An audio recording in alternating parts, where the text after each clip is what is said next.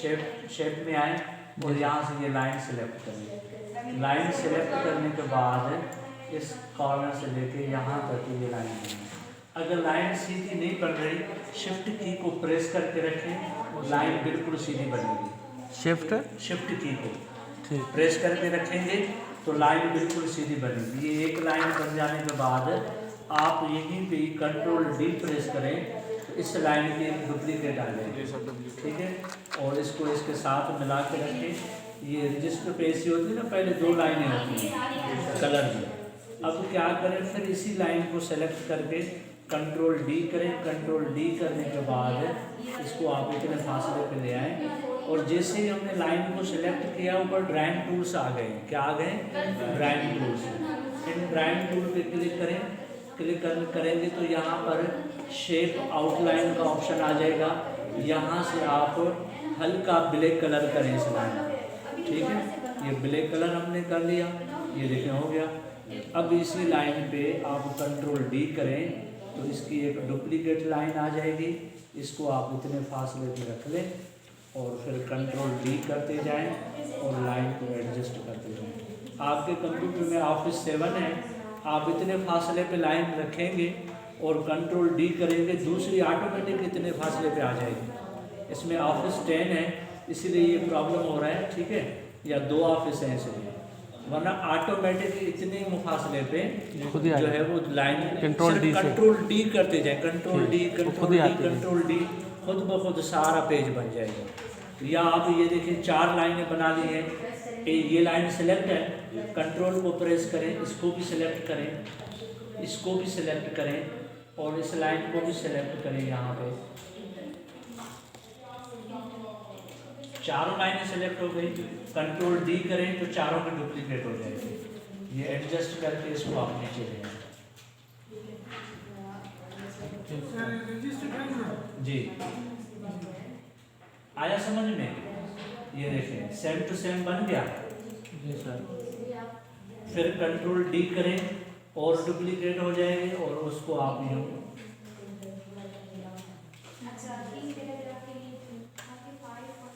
Control D और इसको नीचे ले आए।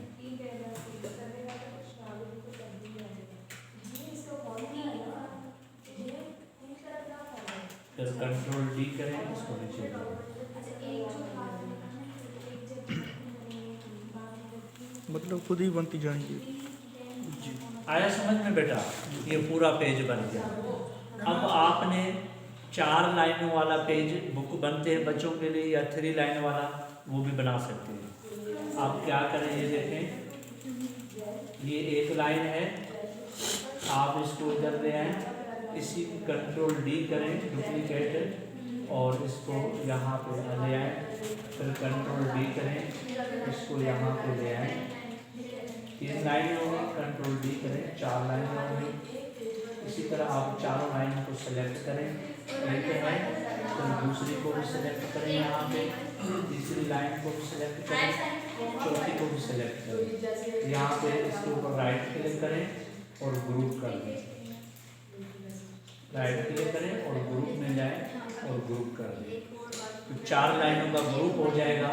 क्या हो जाएगा? ग्रुप हो जाएगा। कंट्रोल डी करते जाएं और सेट करते जाएं। आगे समझ में?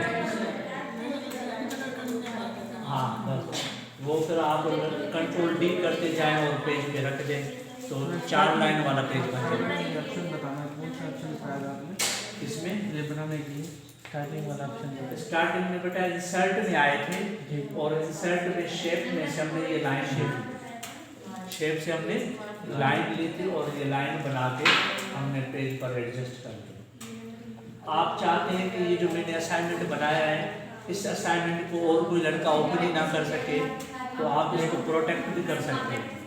और अभी आपने कंप्यूटर में फोल्डर बनाने हैं अपने नाम से और उस फोल्डर में आपने क्या करना है, असाइनमेंट सेव करते जाना है, क्योंकि ये असाइनमेंट आपके फाइल में भी लगेगी, ठीक है।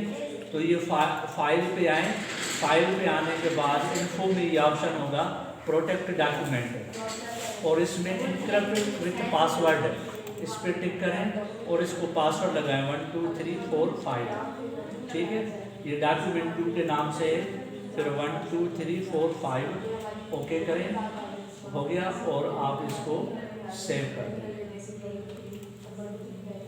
डॉक्यूमेंट 2 के नाम से। ये सेव हो गया और पासवर्ड भी लग गया। क्लोज कर दिया हमने।